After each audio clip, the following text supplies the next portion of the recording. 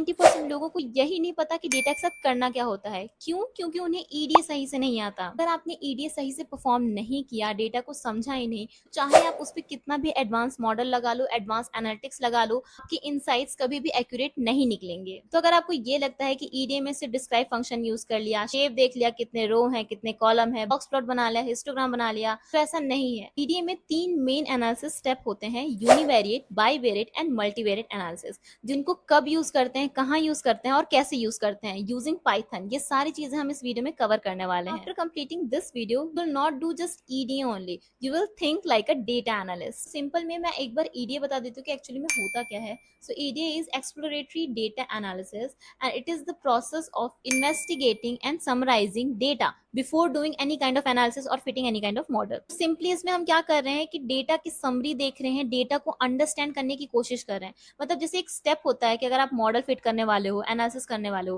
But उसके लिए पहले आपको समझना पड़ेगा कि डेटा एक्चुअली में कैसा है, किस टाइप के फीचर्स हैं, कितनी कैटेगरीज हैं, क्या डिस्ट्रीब्यूशंस हैं। ये सारी चीजें जो चेक करने का प्रोसेस होता है, वही होता है आपका एक्सप्लोरेटरी डेटा एनालिसिस। इसमें कुछ स्टेप्स आ जाते हैं, ये सारे स्टेप्स हैं ईडीए के। डेटा क्लीनिंग मैंने ऑलरेडी बता रखा है अपने एक वीडियो में, डेटा क्लीनिंग यूजिंग पाइथन। जितने भी मेन स्टेप्स होते हैं डेटा क्लीनिंग के, सब कुछ आपको उसमें मिल जाएगा। उसके लिंक मैं आपको डिस्क्रिप्शन बॉक्स में दे दूंगी, वहां से आप चेक कर सकते हो। तो types of analysis in EDA, तो इसमें 3 आ जाते हैं जैसा हमने बात किया था, यूनिवेरिएट, बाईवेरिएट एंड मल्टीवेरिएट। तो इनका जो मेन डिफरेंस होता है वो होता है नंबर ऑफ फीचर्स के बेसिस पे, नंबर ऑफ फीचर्स। तो अगर एक फीचर, सिंगल फीचर का हमें डिस्ट्रीब्यूशन देखना है या फिर उस पर एनालिसिस करना है, ओके, वन फीचर का एनालिसिस करना है, then it will be univariate analysis. हर एक सिंगल फीचर का हम अगर एनालिसिस कर रहे हैं तो उसको हम कहते हैं यूनिवेरिएट एनालिसिस। वैसे अगर हम सिर्फ 2 फीचर का करते हैं साथ में तो हम कहते हैं उसका बाईवेरिएट एनालिसिस। और अगर 2 से ज़्यादा, more than 2 features, then it will be multivariate analysis. Simple सा यही डिफरेंस है। अब इनका जो एनालिसिस करने का तरीका है वो डिफरेंट हो सकता है। तो जैसा मैंने बात की, यूनिवेरिएट एनालिसिस में हम सिंगल फीचर पे एनालिसिस करते हैं। सिंगल फीचर न्यूमेरिक वेरिएबल्स भी हो सकता है, कैटेगोरिकल भी हो सकता है, डेट टाइम वाला वेरिएबल भी हो सकता है और टेक्स्ट वेरिएबल भी हो सकता है। 4 तरीके के वेरिएबल्स के टाइप होते हैं। अगर न्यूमेरिक वेरिएबल रहता है, फॉर एग्जाम्पल अगर एज है, सैलरी है, इस टाइप के अगर वेरिएबल्स हैं तो हम पहले तो उनका समरी स्टैटिस्टिक्स निकालते हैं। जैसे कि आपने पाइथन में देखा भी होगा, जैसे df डॉट डिस्क्राइब करते जब हम, तो होता है हमारा समरी स्टैटिस्टिक्स। उसमें हम क्या क्या देखते हैं कि उस फीचर में कितने वैल्यूज हैं, उसका मीन क्या है, सेंटर ऑफ द डेटा क्या है, मीन क्या है, मीडियन क्या है, स्टैंडर्ड डिविएशन, मिनिमम मैक्सिमम क्या वैल्यू है, क्वार्टाइल्स क्या है, इंटर क्वार्टाइल रेंज क्या है, स्क्यूनेस। ये सारा जो डिटेल्स है, इससे हमें डिस्ट्रीब्यूशन के बारे में पता लग रहा है कि उस न्यूमेरिकल वेरिएबल का डिस्ट्रीब्यूशन कैसा है। और ये चीज़ हम विजुअली भी देख सकते हैं, तो उसके लिए हम हिस्टोग्राम प्लॉट करते हैं, बॉक्स प्लॉट करते हैं और डेंसिटी प्लॉट करते हैं। और यहाँ पे हमें एग्जैक्टली चेक क्या करना होता है, कहीं आउटलायर्स तो नहीं है।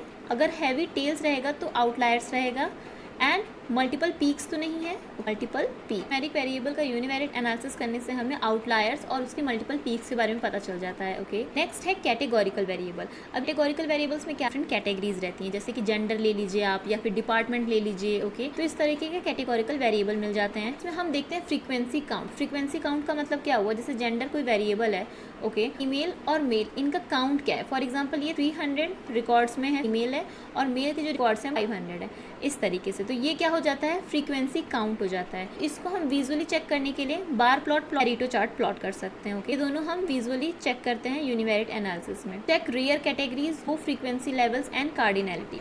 तो गोल रहता है ये परफॉर्म करने का univariate analysis on categorical variable. इसलिए होता है क्योंकि हमें देखना है कि उसमें कोई ऐसा कैटेगरी तो नहीं है जिसकी बहुत ही ज़्यादा कम काउंट हो, या फिर कार्डिनलिटी कैसा है।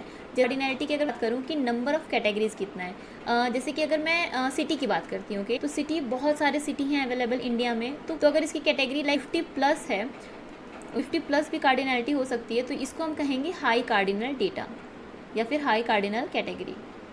ये हो गया 50+। भी अगर हमारे पास एक वेरिएबल है कंट्री, अभी कंट्री में सिर्फ सिंगल वैल्यू है इंडिया, ओके, तो ये क्या होगा, लो कार्डिनलिटी तो हुआ ही। दूसरा, इसमें सिर्फ एक ही कैटेगरी है, ओके, तो ये हमें पता चल गया। इसके अलावा अगर कोई डिपार्टमेंट करके कैटेगरी है, ओके, और उसमें IT है और नॉन टेक है, ओके, इसके अलावा HR, तो अभी IT सपोज यहाँ पे 500 है, नॉन टेक यहाँ पे सपोज आप 600 है और HR सिर्फ 3 है, तो ये यहाँ पे क्या हो जाता है, लो फ्रीक्वेंसी वाला कैटेगरी। इसको तो रिमूव भी कर सकते हैं क्योंकि एनालिसिस में ये कोई भी पार्ट अपना प्ले नहीं करेगा। ओके, तो इस वजह से हमें चेक करना पड़ता है। नेक्स्ट है date time variables. Date time variable same, कोई डेट का कॉलम है, टाइम का कॉलम है, तो वो डेट टाइम वेरिएबल हो गया। उसमें हम क्या चेक करते हैं, चेक फॉर टाइम रेंज। अब कब से कब तक का डेटा हमारे पास अवेलेबल है ये हम चेक करते हैं। नेक्स्ट गैप्स क्या है, गैप्स का मतलब क्या हुआ कि जो डेटा जो रिकॉर्ड है क्या वो कंटिन्यूस रिकॉर्ड है या फिर उसमें कोई गैप्स आ रखे, जैसे कि 2-3 दिन छूट गया उसके बाद का डेटा है, तो इससे हमें क्या पता चल रहा है कि मिसिंग वैल्यूज़ हैं उस दिन पे। ओके, तो ये गैप्स हमें पता चल जाएगा। And time granularity. Time granularity का मतलब क्या हुआ, जो भी हमारा डेट टाइम वाला कॉलम है क्या वो वीकली वाला है या फिर डेली वाला उसमें टाइम है या फिर मंथली है, आवरली है, इस टाइप की टाइम ग्रैनुलैरिटी हमें चेक करनी पड़ती है। और इसको हम विजुअली कैसे देख सकते हैं, टाइम सीरीज प्लॉट कर सकते हैं, सीजनैलिटी चेक कर सकते हैं। देन हीट मैप किसमें, डे और आवर के बेसिस पे कि कितने दिन का कितने आवर का डेटा हमारे पास अवेलेबल है। And same again for bar chart, month और ईयर का हम प्लॉट कर सकते हैं। सारी चीज़ें हम पाइथन की हेल्प से करेंगे, बट पहले हम समझ लेते हैं कि एग्जैक्टली हमें हर एक एनालिसिस में करना क्या होता है। ओके, तो ये मेन है, ईडीए का ये मेन पार्ट होता है। डेटा क्लीनिंग एक अलग स्टेप है, फीचर इंजीनियरिंग एक अलग स्टेप है, बट मेन जो एनालिसिस होता है अंडरस्टैंडिंग करने का, वो होता है आपका ये 3 टाइप के एनालिसिस। नेक्स्ट है टेक्स्ट वेरिएबल। अब text variable most of the cases में आपको नहीं मिलता है डेटा में, बट कुछ ऐसे डेटा होते हैं जिसमें रिव्यूज़ हो गया या फिर प्रोडक्ट डिस्क्रिप्शन है, टाइटल है, वैसे अगर आपके पास वेरिएबल है तो उसमें आपको टोकन का काउंट चेक करना होता है।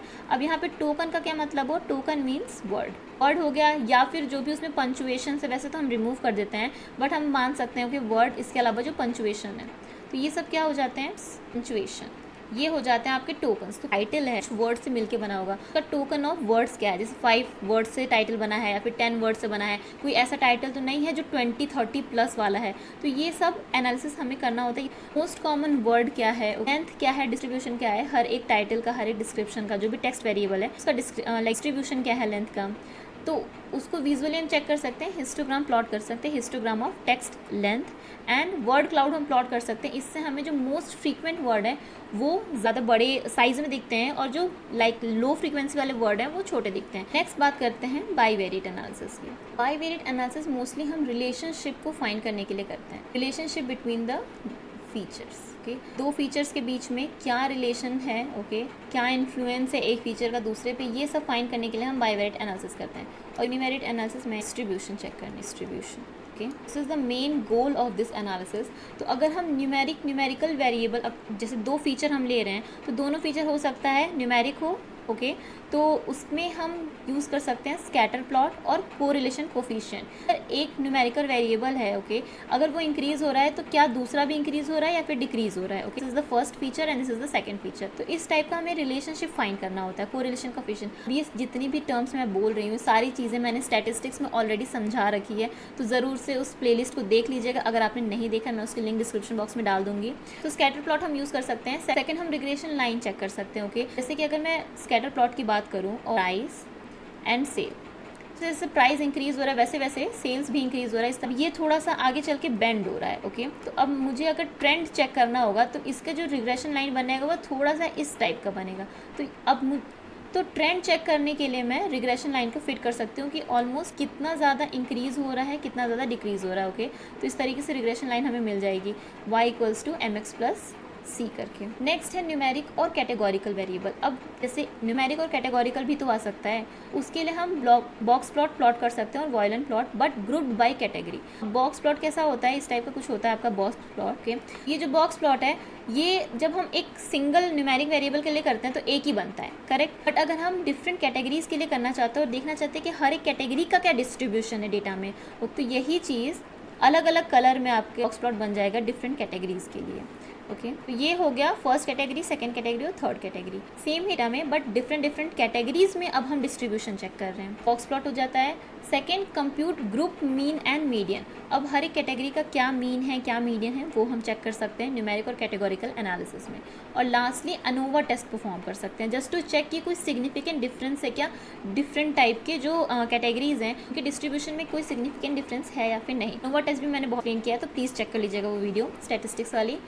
एंड देन आ जाता है कैटेगोरिकल टू कैटेगोरिकल। न्यूमेरिक हो गया, न्यूमेरिक कैटेगोरिकल हो गया। अब कैटेगोरिकल टू कैटेगोरिकल करना होगा तो हमें कॉन्टीजेंसी जो टेबल होता है उसको चेक करना होगा और स्टैक्ड बार चार्ट को विजुलाइज करना होगा। तो ये दोनों हम क्रिएट कर सकते हैं, कैटेगोरिकल डिस्ट्रीब्यूशन या फिर रिलेशनशिप को चेक करने के लिए। दूसरा है chi square test of independence, इसको यूज़ कर सकते हैं just to see the significant difference है कि नहीं।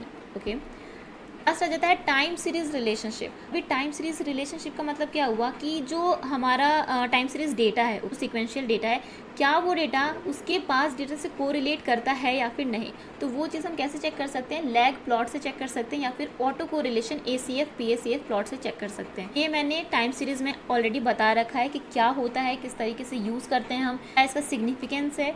और सेकेंड है रोलिंग एवरेज। तो रोलिंग एवरेज में हम चेक करते हैं कि किस टाइप का टाइम सीरीज डेटा का ट्रेंड जा रहा है। ये सब चीज़ें हम चेक करते हैं बाईवेरिएट एनालिसिस में। और लास्ट आ जाता है मल्टीवेरिएट एनालिसिस। मल्टीवेरिएट में क्या करते हैं, हम रिलेशनशिप ही चेक करते हैं, बट मल्टीपल वेरिएबल्स का चेक करते हैं कि रिलेशनशिप कैसा है और वो कैसे इन्फ्लुएंस कर रहा है टारगेट वेरिएबल को। टारगेट वेरिएबल जरूरी नहीं है कि आपको मशीन लर्निंग में ही हो, अगर आप एनालिसिस कर रहे हो तो किसी एक ऐसा वेरिएबल होता है जिसके अराउंड आपका सारा एनालिसिस घूमता है, उसको भी हम टारगेट वेरिएबल ही कहते हैं। उसमें इस टाइप के एनालिसिस आ जाते हैं। हीट मैप ऑफ कोरिलेशंस, उतने भी न्यूमेरिक हैं उनका हम हीट मैप क्रिएट करेंगे, उसमें कोरिलेशन कोफिशिएंट आपको मिल जाते हैं हर एक ब्लॉक में। यहाँ पे मल्टीपल वेरिएबल्स आप कोरिलेशन चेक कर रहे हो हर एक वेरिएबल्स के साथ, प्लस टारगेट वेरिएबल के साथ भी। इंटरेक्शन प्लॉट, हम interactions between the two features affecting target. Interaction आपको चेक करना है अगर दो फीचर का कि कैसे इन्फ्लुएंस कर रहा है टारगेट, तो आप यूज़ कर सकते हैं। डायमेंशनैलिटी रिडक्शन आप PCA, यूमीए, डिस्नी, इन सबको यूज़ कर सकते हैं just to inspect the clusters कि उसका स्ट्रक्चर क्या है। एंड क्लस्टरिंग अगेन फोर्थ, आप उसका क्लस्टरिंग चेक कर सकते हैं just to find the natural group. से डेटा है उसमें डिफरेंट कैटेगरीज है, डिफरेंट टाइप का डेटा है, तो उसको एक ग्रुप में कन्वर्ट करना। एक अगर आपने कस्टमर सेगमेंटेशन नाम सुना होगा, तो जो सिमिलर बिहेवियर के डेटा होते हैं उनको हम एक तरीके से ग्रुप कर देते हैं, तो वो हो जाता है एक कस्टमर बिहेवियर का डेटा, वो हो जाता है एक कस्टमर सेगमेंट। वैसे ही हम डिफरेंट सेगमेंट बनाते हैं और होता है क्लस्टरिंग की हेल्प से। लास्ट में हो जाता है रिग्रेशन या फिर प्रेडिक्टिव रिलेशनशिप्स। तो यहाँ पे हम एक्चुअली में मशीन लर्निंग या डीप लर्निंग मॉडल्स फिट करते हैं जस्ट टू सी कि किस तरीके से जो फीचर्स हमने सेलेक्ट किए हैं वो इन्फ्लुएंस कर रहा है टारगेट को, क्या वो प्रिडिक्टेबल है इन रियल टाइम या फिर नहीं। यही सारी चीज़ें हमें कम्प्लीटली करनी होती है ED में, ताकि हम बेटर अंडरस्टैंडिंग ले पाएँ डेटा की। ओके, let's apply all these thing using Python. पहले पांडाज इंपोर्ट कर लेते हैं एंड डेटा लोड करते हैं। Okay, import pandas as PD and then PD read CSV। तो हमारे डेटा का नाम है clean customer sales dot CSV। अब ये जो डेटा है ये ऑलरेडी क्लीन है। अब जैसे ED हम परफॉर्म जब करते हैं तो सबसे पहला जो स्टेप था डेटा क्लीनिंग का, वो ऑलरेडी परफॉर्म हो चुका है। कंप्लीट डेटा हमारा क्लीन है। ओके, इसमें कितने वैल्यूज़ हैं, 8989 रिकॉर्ड्स हैं और 12 कॉलम्स हैं। 12 कॉलम्स में पहले हमें फाइंड करना पड़ेगा कि कौन से न्यूमेरिकल कॉलम्स है, कौन से टेक्स्ट वाले कॉलम्स हैं, डेट टाइम कॉलम्स हैं या फिर कैटेगोरिकल कॉलम्स हैं। ओके, इसको चेक करने के लिए हमें इनका डेटा टाइप चेक करना होगा। So EF.T types. Customer ID object type का है, नेम ऑब्जेक्ट है, जेंडर ऑब्जेक्ट है, एज इंटीजर है, city, sign up date and last purchase date. वैसे तो ये डेट कॉलम में होना चाहिए था, तो इसको हम पहले डेट कॉलम में कन्वर्ट कर लेंगे। ओके, ये दोनों डेट कॉलम्स हैं एंड देन ये दोनों भी न्यूमेरिकल हैं। न्यूमेरिकल फ़ोन नंबर तो वैसे कैटेगोरिकल होगा, लेकिन एक सिंगल कस्टमर के लिए सिंगल फ़ोन नंबर होगा, तो ये कोई कस्टमर का डेटा है तो इस पर हम एनालिसिस नहीं कर सकते। ओके, सो कंट्री ऑब्जेक्ट है। ओके, सो सबसे पहले तो हम डेट टाइम में कन्वर्ट कर लेते हैं। तो अब हम वापस से अगर चेक करें तो ये हो गया हमारा डेट टाइम। तो मैंने यहाँ पे simply PD.to date time function call किया है। ओके, बारी आती है सबसे पहले यूनिवेरिएट एनालिसिस की। यूनिवेरिएट एनालिसिस इसको मैं मार्कडाउन में कर देती हूँ। तो यूनिवेरिएट एनालिसिस में हम क्या स्टैटिस्टिक देखते हैं, डिस्ट्रीब्यूशन चेक करते हैं, सेंट्रल टेंडेंसी देखते हैं। तो न्यूमेरिकल कॉलम कौन कौन से हमारे पास, एज हैं। ओके, इसके अलावा परचेज अमाउंट है, फीडबैक स्कोर है। सिर्फ यही तीनों अपने पास न्यूमेरिकल कॉलम है। तो मैंने यहाँ पे समरी स्टैटिस्टिक निकालने के लिए कोड लिखा है न्यूमेरिकल कॉलम्स। यहाँ पे तीनों का लिस्ट बना दिया है। यहाँ पे हमने ट्रांसपोज किया है समरी डिस्क्राइब। जैसे हम डिस्क्राइब फंक्शन यूज़ करते हैं तो किस टाइप का हमें डेटा मिलता है, EF.describe कर दिया तो कुछ इस टाइप का हमें टेबल मिलता है। ओके, तो इसको हम ट्रांसपोज कर रहे हैं। तो ट्रांसपोज जब हम करेंगे तो काउंट मीन आपका जो रहेगा वो कॉलम्स में आ जाएंगे और रोज में आपके आ जाएंगे कॉलम वैल्यूज़। देन यहाँ पे हमने मीडियन लिया है। मीडियन हमें इसमें नहीं मिलता है डिस्क्राइब फंक्शन में, तो मीडियन हमने यहाँ पे कैलकुलेट किया है, IQR कैलकुलेट किया है। ओके, 75% 25% से माइनस किया है। देन स्क्यूनेस यहाँ पे हमने निकाला है और यहाँ पे प्रिंट कर दिया समरी स्टैटिस्टिक्स। तो अगर आप पहले देखो तो यहाँ पे सिर्फ स्टैंडर्ड डिविएशन तक था, अब ये 3 अलग अलग कॉलम बन चुके हैं। ये हमारा आगे statistics of all the numerical columns. तो यहाँ पे आप देख सकते हो परचेज अमाउंट माइनस में भी गया है और इसका मैक्सिमम गया है 49,000 एंड इसका स्टैंडर्ड डिविएशन है 14, दैट 75 परसेंटाइल इसका 35,000 है। दैट मीन्स बहुत ज़्यादा इसमें आउटलायर्स नहीं है। तो इस तरीके से हम डिस्ट्रीब्यूशन चेक कर सकते हैं। इसके अलावा हम विजुअली भी इसको चेक करते हैं। मैंने यहाँ हिस्टोग्राम, बॉक्स प्लॉट और डेंसिटी प्लॉट करने का कोड लिख दिया है। 3 कॉलम है, आइट्रेट कर रहे हैं हर एक कॉलम से। हिस्टोग्राम, बॉक्स प्लॉट, एंसिटी प्लॉट कर रहे हैं। इसमें यहाँ पे ईडीए कैसे करते हैं और क्या क्या चीज़ें यूज़ करते हैं वो मैं बता दे रही हूँ। इम्पोर्ट नहीं किया हमने matplotlib, so import matplotlib plot as plt and import cbon as sns। Okay, notes की लिंक सब आपको डिस्क्रिप्शन बॉक्स में मिल जाएंगी। तो यहाँ पे age and then purchase amount और फीडबैक स्कोर, इनका हिस्टोग्राम, बॉक्स प्लॉट और डेंसिटी प्लॉट आ गया है। सब मल्टीपल पीक्स नहीं है, सिंगल पीक वाले हैं। यहाँ पे कोई भी आउटलायर देखने को नहीं मिल रहा है। फीडबैक स्कोर में थोड़ा बहुत अगर हम देखें तो टेल लंबा जा रहा है, बट इसको हम आउटलायर नहीं कहेंगे। बॉक्स प्लॉट में भी आउटलायर हमें देखने को मिल रहा है। तो इस तरीके से हमने डिस्ट्रीब्यूशन चेक कर लिया। तो रहा न्यूमेरिकल कॉलम्स का यूनिवेरिएट एनालिसिस।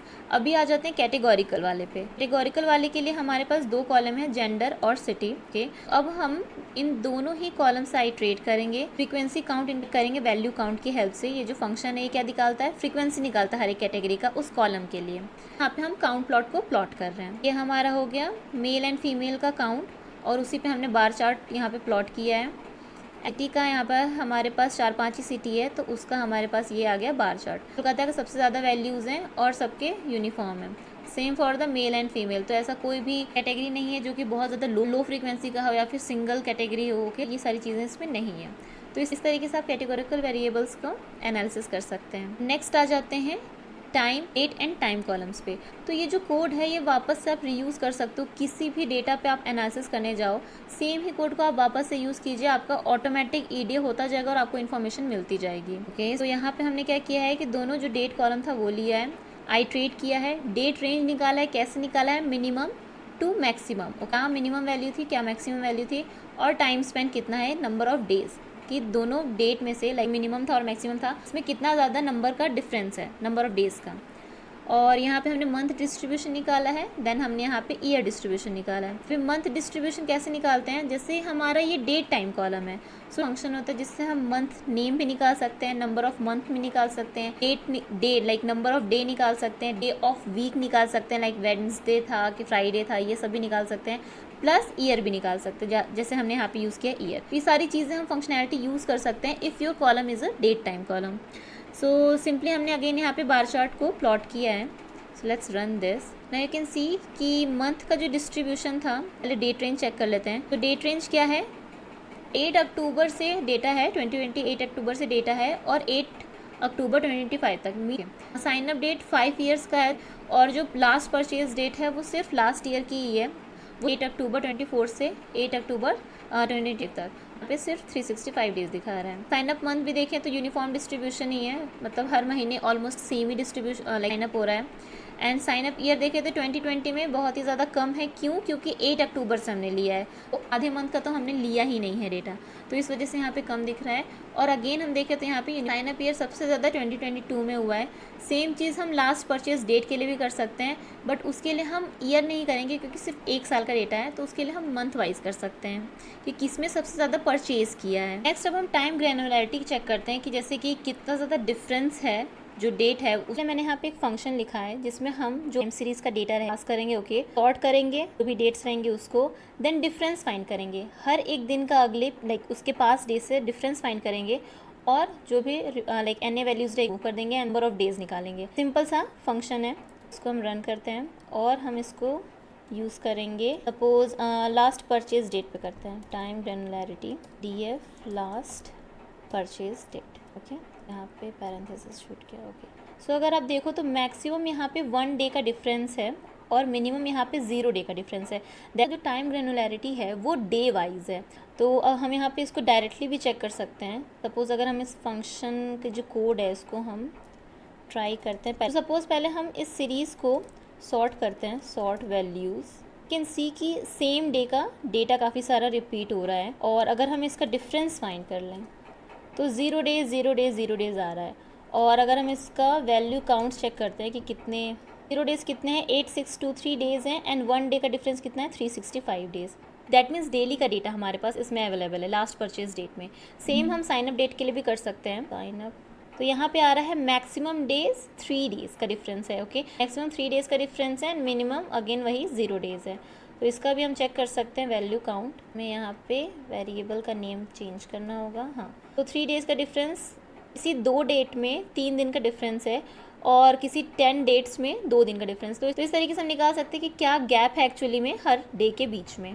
सो ये तो हो गया गैप एंड ग्रेनुलरिटी चेक करना। इसके अलावा भी हम टाइम सीरीज प्लॉट कर सकते हैं। For example last purchase date and उसका परचेज अमाउंट क्या था, तो सिंपली हम लाइन चार्ट प्लॉट करेंगे। यहाँ पे मैंने ग्रुप बाय क्यों किया है, क्योंकि सेम डे का डेटा बहुत सारा अवेलेबल है, तो उसी दिन पे कितना परचेज अमाउंट टोटल हुआ है, तो यहाँ पे मैं सम निकाल रही हूँ एंड सिंपली मैं यहाँ पे प्लॉट कर दे रही हूँ। इस तरीके का कुछ डिस्ट्रीब्यूशन हमें देखने को मिल जाता है। जून लास्ट में सबसे ज़्यादा हाईएस्ट परचेज गया है एंड सबसे ज़्यादा लोवेस्ट गया है मई में। तो इस तरीके से हम लाइन चार्ट को भी प्लॉट कर सकते हैं हर एक टाइम सीरीज डेटा के लिए। लाइन चार्ट से आपको ट्रेंड देखने को मिल जाएगा, स्पाइक्स देखने को मिल जाएगी, कोई एनोमली है डेटा में वो देखने को मिल जाएगा। नेक्स्ट हम डिकम्पोजिशन भी कर सकते हैं। टाइम सीरीज डेटा अगर हमारे पास है तो उसका हम डिकम्पोजिशन कर सकते हैं, उसका सीजनल कंपोनेंट निकाल सकते हैं, ट्रेंड निकाल सकते हैं, रेसिडुअल निकाल सकते हैं। उसके लिए सीजनल डिकम्पोज करना पड़ता है उसको। तो यहाँ पे मैंने सीजनल डिकम्पोज का कोड लिख दिया है। तो अगेन हम यहाँ पे ग्रुप बाय कर रहे हैं परचेज अमाउंट, ये जो हमने यहाँ पे किया था उसी के लिए। ओके, ये हमारा टाइम सीरीज डेटा है। डीएफ डेली करके मैंने एक डेटा फ्रेम में इसको सेव कर दिया है। सीजनल डिकम्पोज में डायरेक्टली आपको सीरीज पास करना होता है।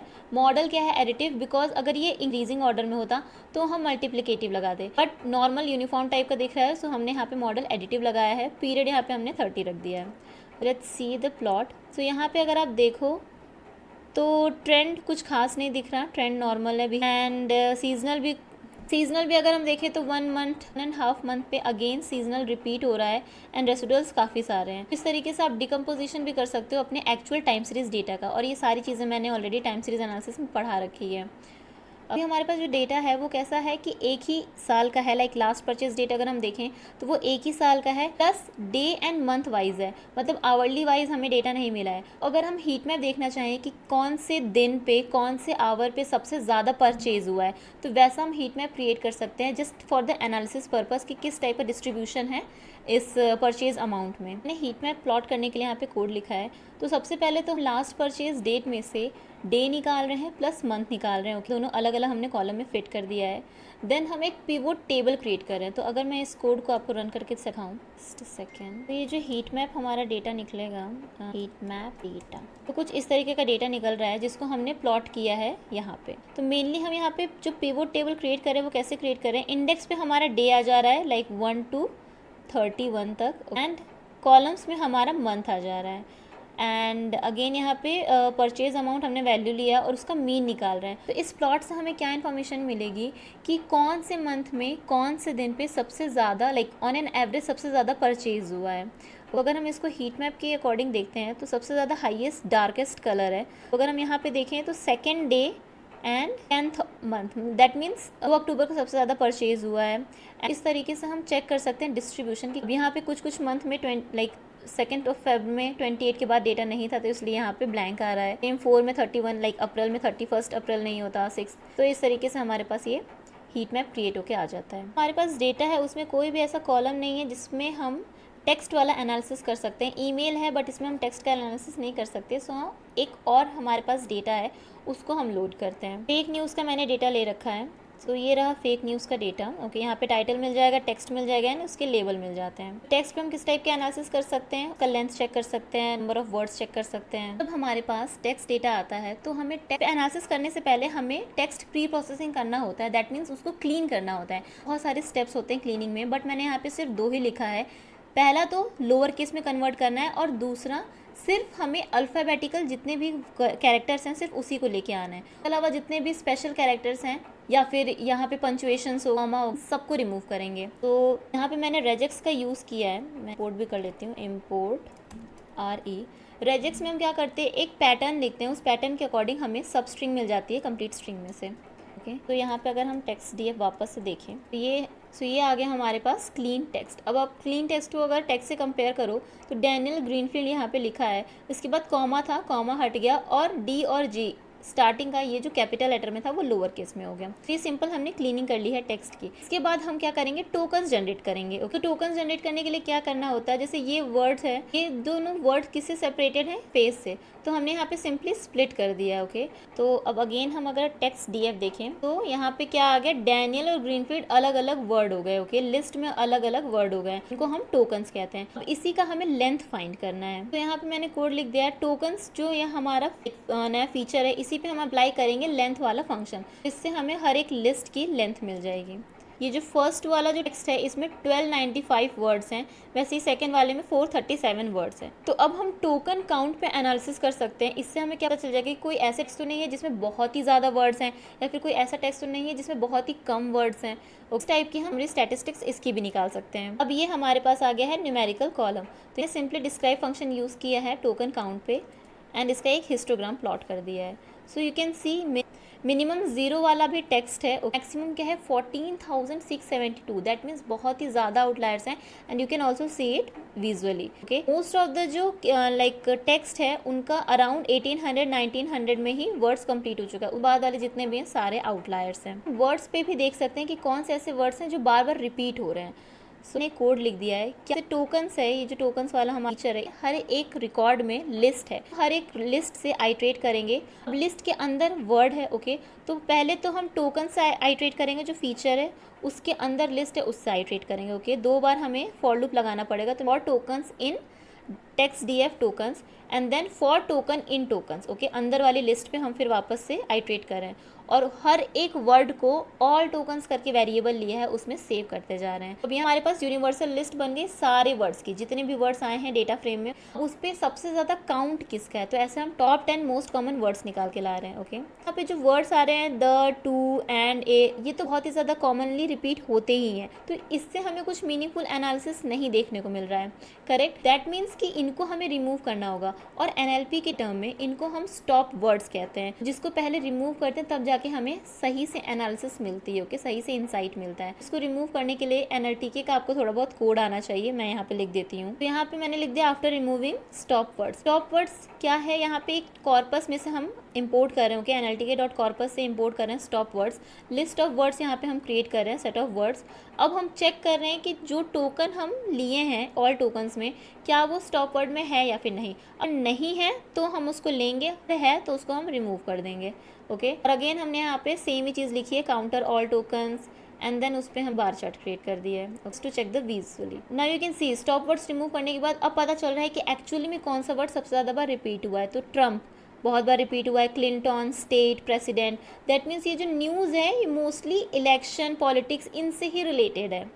ये हमें एनालिसिस करने से मिल गया टॉप मोस्ट कॉमन वर्ड्स। तो इतना ही था यूनिवेरिएट एनालिसिस। इसी तरीके से डीप डाउन करना होता है हर एक फीचर के लिए। ओके, तब जाके उसकी अंडरस्टैंडिंग आपको मिलती है। तो अब हर एक फीचर की अंडरस्टैंडिंग तो मिल गई, अब हमें रिलेशनशिप देखना होगा हर एक फीचर का दूसरे फीचर से। उसके लिए हम क्या करते हैं, बाईवेरिएट एनालिसिस। बाईवेरिएट एनालिसिस करने के लिए मैंने एक डिफरेंट डेटा लिया है, उसमें थोड़ा बहुत रिलेशनशिप दिखता है। तो मैंने यहाँ पे एक वेदर का डेटा लिया है just to see the relationship. यहाँ पे काफ़ी सारे न्यूमेरिकल वेरिएबल्स हैं, तो हम अच्छे से रिलेशनशिप चेक कर सकते हैं। ओके, तो मैंने यहाँ पे कोड लिख दिया है। अब कोरिलेशन फाइंड करने के लिए डॉट कोर का फंक्शन होता है। ओके, वो मैंने यहाँ पे यूज़ किया है। कोर करके एक वेरिएबल बनाया है, उसमें हमारा जितना भी कोफिशिएंट था वो चला गया है। तो यहाँ पे सिंपली हम हीट मैप क्रिएट कर रहे हैं।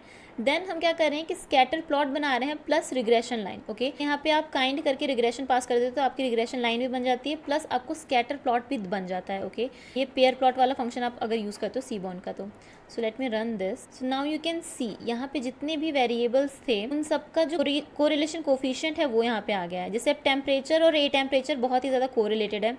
इसके अलावा जो CNT करके वेरिएबल है वो भी काफ़ी ज़्यादा कोरिलेटेड है टेम्परेचर से, दोनों ही टेम्परेचर कॉलम से। इस तरीके का हमें एनालिसिस मिल गया। इसको हम विजुअली स्कैटर प्लॉट के फॉर्म में भी देख सकते हैं। अब देखो, सो टेम्परेचर एंड ए टेम्परेचर ये काफ़ी ज़्यादा कोरिलेटेड है CNT से। ओके, और जो सिंगल लाइन बन रही है जैसा कि हमने देखा था काफ़ी ज़्यादा कोरिलेशन है, लाइक 0.9, दैट मीन्स दोनों एक्चुअली में सेम ही चल रहे हैं। इस वजह से यहाँ पे सिंगल स्ट्रेट लाइन बनी है। तो इस तरीके से हम स्कैटर प्लॉट के साथ साथ ट्रेंड भी देख सकते हैं कि किस तरीके से वो इंक्रीज़ हो रहा है या फिर डिक्रीज़ हो रहा है। उसी विंड स्पीड है, ये CNT के कंपैरिजन में डिक्रीज़ हो रहा है। ओके, सो ये हो गया हमारा bivariate analysis for numerical variables. Categorical variables के लिए अगेन हम जो पुराना वाला हमारा डेटा था कस्टमर वाला, उसी पे हम एक्सेस करेंगे, क्योंकि उसमें जेंडर और सिटी करके कॉलम है। तो मैंने यहाँ पे कोड लिख दिया है, categorical columns gender and city, दोनों ही कॉलम पे सिंपली बॉक्स प्लॉट कर रही हूँ। बट यहाँ पे हम क्या कर रहे हैं, एक्स जो ले रहे हैं हम वो कैटेगरी ले रहे हैं, जेंडर है हमारा या फिर सिटी है, वो कॉलम वाइज हम कैटेगरी ले रहे हैं, प्लस हम जो उसकी वैल्यूज हैं वो ले रहे हैं। तो ये बन जाएगा अलग अलग न्यूमेरिकल कॉलम के लिए box plot categorised by different categories. जैसे कि यहाँ पे एज बाय जेंडर है, दोनों का सिमिलर ही है। मीन मीडियन मोड, यहाँ मीन मीडियन और काउंट भी मैंने यहाँ पे प्लॉट किया है।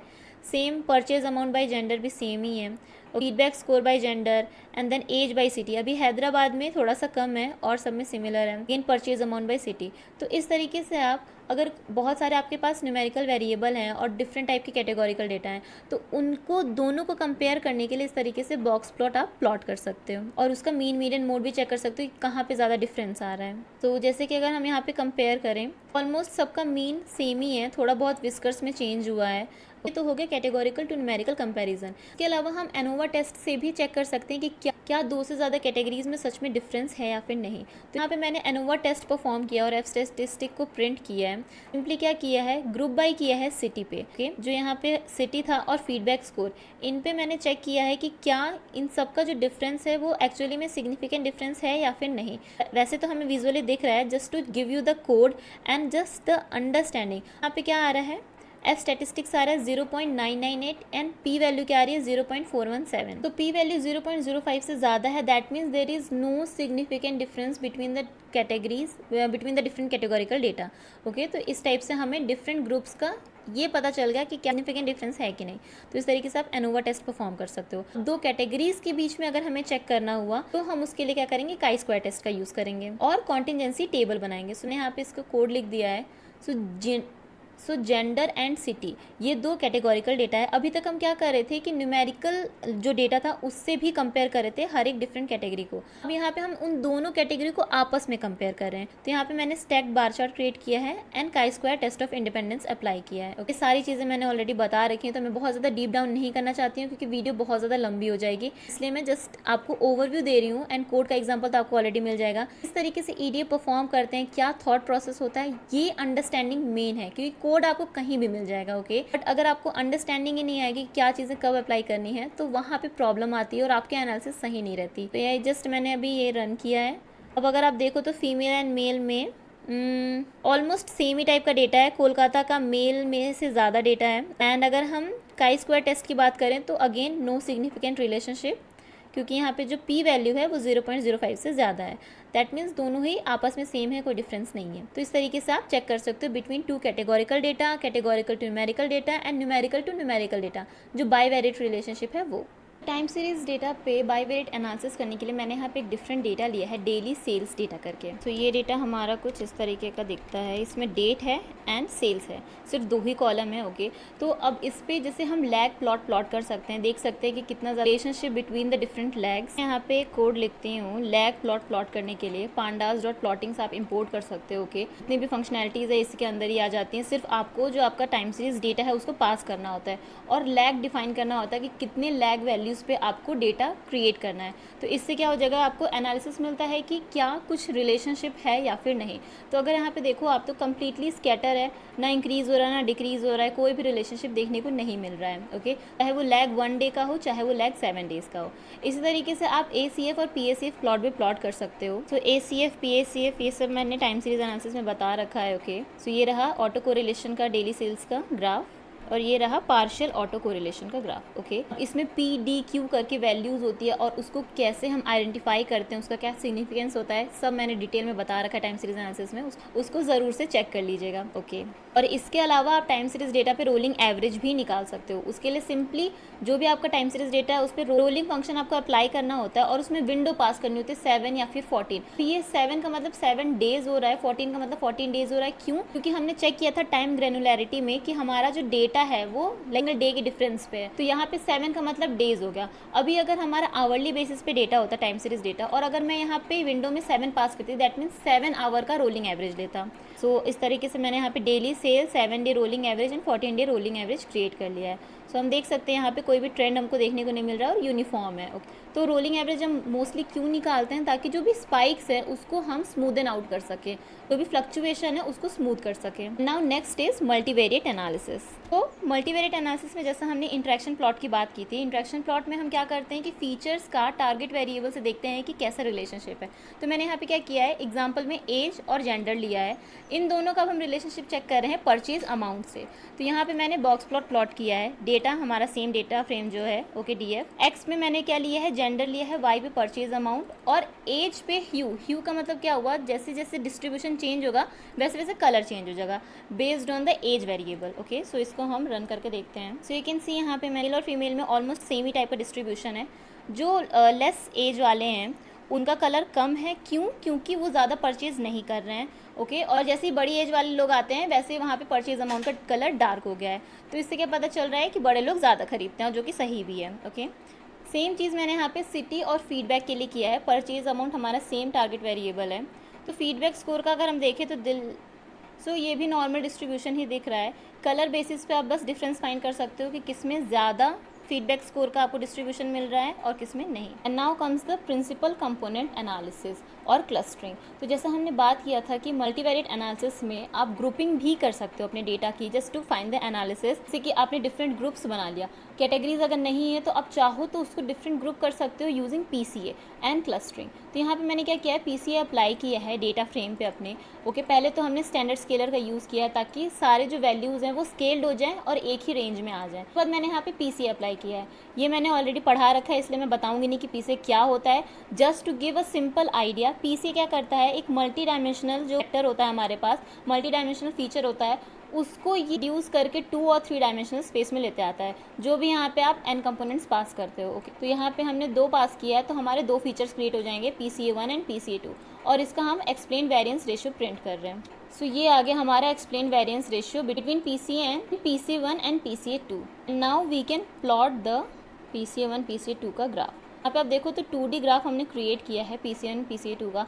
अब यहाँ पे सारे वेक्टर्स जो दिख रहे हैं वो एक ही डेटा के दिख रहे हैं। अब इसको हम सेगमेंट करेंगे 2 डिफरेंट ग्रुप्स में। मैंने यहाँ पे के मीन्स क्लस्टरिंग का कोड लिखा है। के मीन्स में जस्ट आपको नंबर ऑफ क्लस्टर्स बताने होते हैं, और यहाँ पे हम डेटा फ्रेम में एक नया कॉलम बना रहे हैं एज अ क्लस्टर करके, जिसमें हम जो भी हमारा क्लस्टर निकलेगा उसको पास कर देंगे। और ये फिट प्रिडिक्ट कर रहे हैं किस पे, एक्स पीसीए पे, जो हमें यहाँ से मिला था x PCA. Okay, x scale data पे हमने पीसीए पहले ट्रांसफॉर्मेशन किया एंड देन उसी को हम यहाँ पे के मीन्स में पास कर रहे हैं, और सिंपली सेम जो प्लॉट है उसको प्लॉट कर रहे हैं। बट यहाँ पे अब हम क्या करेंगे, ह्यू क्या करेंगे, क्लस्टर वाइज। दैट मीन्स कि जो 2 डिफरेंट ग्रुप रहेंगे वो डिफरेंट कलर्स में दिखेंगे। So let me run this. Now you can see कि हमारा जो डेटा था वो 2 डिफरेंट ग्रुप्स में डिवाइड हो चुका है। And here in the data frame cluster 1 and cluster 2, cluster dot value counts। तो ऑलमोस्ट 4700 रिकॉर्ड्स हैं क्लस्टर 1 के एंड 4100 रिकॉर्ड्स हैं क्लस्टर 0 के। अब यहाँ पे हम बेस्ड ऑन द क्लस्टर और न्यूमेरिकल कॉलम्स मीन भी निकाल सकते हैं कि दोनों क्लस्टर में मीन का कैसा डिफरेंस आ रहा है। सो अगर हम यहाँ पे देखें तो एज तो ऑलमोस्ट सेम ही है, परचेज अमाउंट का काफ़ी डिफरेंस है। इसके बेसिस पे इसने 2 ग्रुप डिवाइड किया है, 36,000 mean and 14,000 mean. And feedback score 5 के अराउंड है एंड 4 के अराउंड है। That means high feedback score and low feedback score. इस तरीके से इसने ग्रुपिंग कर दी है। तो ये सब टाइप का इंसाइट्स करना होता है before going for any further advance analysis और creating a machine learning model. So इतना ही था, ईडीए में इतना ही करना होता है। सेम कोड को आप यूज़ कर सकते हो किसी भी डेटा के साथ, उसके बाद आप रिसर्च क्वेश्चन सॉल्व कर सकते हो। आई होप आपको ईडीए का पूरा आइडिया लग गया हो कि क्या क्या चीज़ें हम करते हैं और कैसे हम एनालिसिस निकालते हैं, कैसे हम इंसाइट निकालते हैं। That's all for this video. अगर आपको किसी और टॉपिक पे वीडियो चाहिए, डेटा एनालिसिस से रिलेटेड, मशीन लर्निंग से रिलेटेड, डेटा साइंस से रिलेटेड, कमेंट सेक्शन में ज़रूर बताइएगा, मैं उस पर भी वीडियो लेके आऊँगी। सो इस वीडियो के लिए इतना ही, मिलते हैं नेक्स्ट वीडियो में। तो वीडियो अच्छी लगी हो तो लाइक कीजिएगा, सब्सक्राइब कीजिए मेरे चैनल पर ऐसे ही वीडियोज़ और देखने के लिए। Thank you.